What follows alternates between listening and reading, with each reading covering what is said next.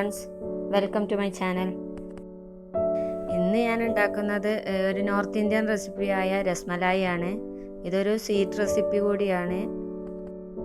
വീഡിയോയിലേക്ക് പോകുന്നതിന് മുമ്പായി നിങ്ങൾ ആദ്യമായിട്ടാണ് ഈ ചാനൽ കാണുന്നതെങ്കിൽ ഇഷ്ടമായാൽ ചാനൽ ലൈക്ക് ചെയ്യാനും സബ്സ്ക്രൈബ് ചെയ്യാനും അതോടൊപ്പം ഷെയർ ചെയ്യാനും മറക്കരുത്. രസ്മലായി ഉണ്ടാക്കാനായിട്ട് ആദ്യം നമുക്ക് പാല് പിരിച്ചെടുക്കാം. അതിനുവേണ്ടി ഞാൻ 1 ലിറ്റർ പാലാണ് എടുത്തിട്ടുള്ളത്. ഇനി ഈ പാലൊന്ന് ചെറുതായിട്ടൊന്ന് ചൂടായി വരുമ്പോൾ ഇതിലേക്ക് 2 ടേബിൾ സ്പൂണ് നാരങ്ങ നീരോ അല്ലെങ്കിൽ സുർക്കയോ ഏതാണ് നിങ്ങളുടെ ഇഷ്ടത്തിനനുസരിച്ച് ചേർത്ത് കൊടുക്കാം. ഈ നാരങ്ങ നീര് കുറച്ചായിട്ട് ചേർത്ത് കൊടുത്തിട്ട് വേണം ഈ പാലൊന്ന് പിരിച്ചെടുക്കാൻ.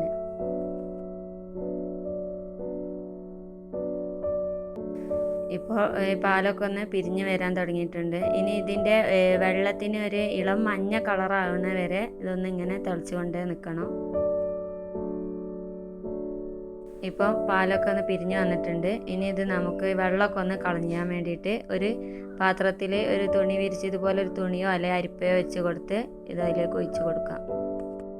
ഇനി ഇതിൻ്റെ മുകളിലായിട്ട് കുറച്ച് തണുത്ത വെള്ളം കൂടി ഒഴിച്ച് കൊടുക്കണം. ഇതിലത്തെ ആ ഒരു പുളിപ്പൊക്കെ ഒന്ന് മാറിക്കിട്ടാൻ വേണ്ടിയിട്ട്. ഇനി ഇതിലത്തെ വെള്ളമൊക്കെ ഒന്ന് നന്നായിട്ട് പിഴിഞ്ഞെടുക്കണം. എന്നിട്ടൊരു 2 മണിക്കൂറെങ്കിലും ഇതിങ്ങനെ ഈ കീ പോലെ കെട്ടിയിട്ട് ഒന്ന് തൂക്കിയിടണം. 2 മണിക്കൂർ ഇപ്പോൾ ആയിട്ടുണ്ട്. ഇനി ഇത് നന്നായിട്ടൊന്ന് കുഴച്ചെടുക്കണം.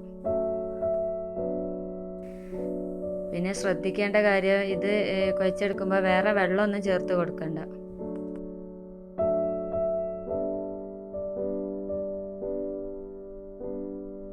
നന്നായിട്ട് അമർത്തി തന്നെ ഇത് കുഴച്ച് കൊടുക്കണം. ഇതിലത്തെ കട്ടകളൊക്കെ പോയിട്ട് നല്ല സോഫ്റ്റ് ആയുള്ള ഒരു മാവാണ് വരെ ഒന്ന് കുഴച്ച് കൊടുക്കാം. ഇപ്പോൾ ഒരുവിധം നന്നായിട്ട് ഇതൊന്ന് കുഴഞ്ഞു വന്നിട്ടുണ്ട്. ഇനി നമുക്ക് ഇതിലേക്കുള്ള ഷുഗർ സിറപ്പ് തയ്യാറാക്കിയെടുക്കാം. സിറപ്പിന് വേണ്ടിയിട്ട് 1 കപ്പ് പഞ്ചസാരയിലേക്ക് 3 കപ്പ് വെള്ളം കൂടി ചേർത്ത് കൊടുക്കാം. പഞ്ചസാര അളന്ന അതേ കപ്പിൽ തന്നെ വെള്ളം എടുത്താൽ മതി. പിന്നെ ഇതിലേക്ക് ഒരു 2 ഏലക്ക ചതച്ചത് കൂടി ചേർത്ത് കൊടുക്കാം. ഒരു ഫ്ലേവറിന് വേണ്ടിയിട്ടാണ്. ഇത് തിളക്കുമ്പോഴേക്കും നമുക്ക് ഈ രസ്മലായിൻ്റെ ബോൾ റെഡിയാക്കി എടുക്കാം. ഒരുപാട് വലിപ്പമുള്ള ബോളൊന്നും ആക്കണ്ട. ചെറിയ ഉരുളകളാക്കിയിട്ട് ഒന്ന് കൈ വെച്ചിട്ട് ഒന്ന് നന്നായി ഉരുട്ടിയിട്ട് ജസ്റ്റ് ഒന്ന് പ്രസ് ചെയ്ത് കൊടുത്താൽ മതി. ഇത് ഷുഗർ സിറപ്പിലിട്ട് തിളച്ച് വന്നാൽ തന്നെ ഇത് ഡബിൾ സൈസ് ആയിക്കോളും. അതുകൊണ്ട് ചെറിയ ഉരുളകളാക്കിയാൽ മതി. ഇതേ മാവ് കൊണ്ട് നമുക്ക് 2 വിഭവങ്ങൾ ഉണ്ടാക്കിയെടുക്കാം. ഒന്ന് രസഗുള ഉണ്ടാക്കാം, പിന്നെ രസ്മലായി ഉണ്ടാക്കാം. രസഗുളക്കാണെങ്കിൽ ഇത് റോൾ ചെയ്താൽ മാത്രം മതി, ഇങ്ങനെ പ്രസ് ചെയ്ത് കൊടുക്കണ്ട. ഇപ്പോൾ ഞാൻ എല്ലാം ഇതുപോലെ ചെയ്തെടുത്തിട്ടുണ്ട്. ഇനി നമുക്ക് ഷുഗർ സിറപ്പ് തിളച്ച ശേഷം ഈ രസ്മലായി അതിലേക്ക് ചേർത്ത് കൊടുക്കാം. ഇതെല്ലാം ചേർത്ത് കൊടുത്ത ശേഷം ഒരു 10 മിനിറ്റെങ്കിലും ഇതൊന്ന് വേവിച്ചെടുക്കണം. ഇപ്പം ഞാൻ എല്ലാം ചേർത്ത് കൊടുത്തിട്ടുണ്ട്. ഇനി ഇതൊന്ന് അടച്ച് വെച്ച് വേവിക്കാം.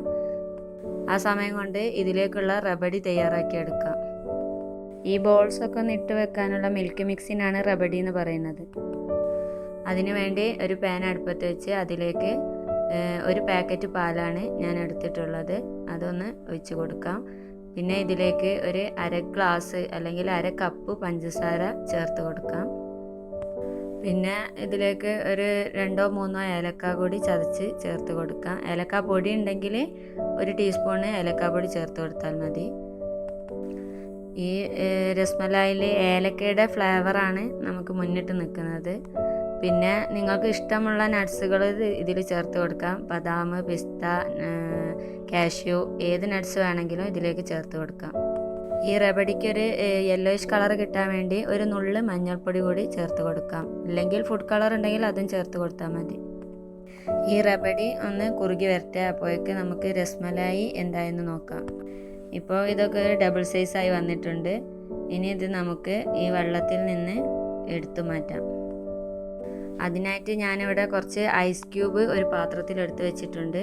അതായത് ഇത് എടുത്ത് മാറ്റുന്നത് തണുത്ത വെള്ളത്തിലേക്കായിരിക്കണം.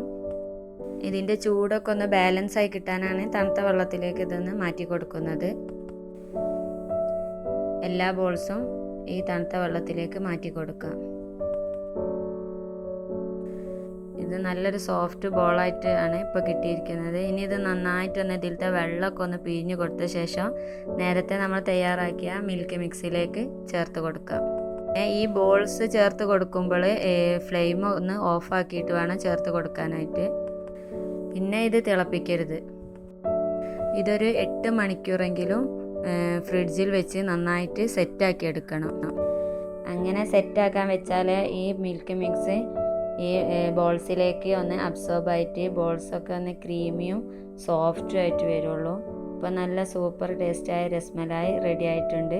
നിങ്ങൾ എന്തായാലും ഇതൊന്ന് ട്രൈ ചെയ്ത് നോക്കണം. ഇഷ്ടപ്പെട്ടാൽ ലൈക്ക് ചെയ്യാനും മറക്കരുത്.